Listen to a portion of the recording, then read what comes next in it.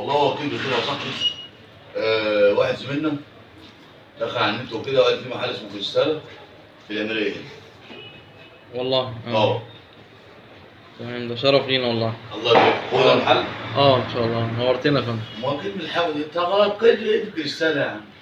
انا كاتب اصلاح شروط زجاج السيارات والكريستال، هو قال لك اخر كلمه بس من الكلام. الحاوي ده اسم المحل. يعني لازم تبقى مميز نفسك بحاجه يعني. ايوه ايوه.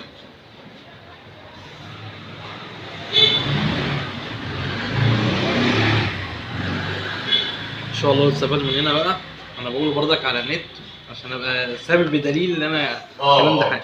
طبعا تصوير الفيديو اللي انا مصوره ده عشان يبقى اليوم اللي انت عملت فيه هيبقى موثق وموجود.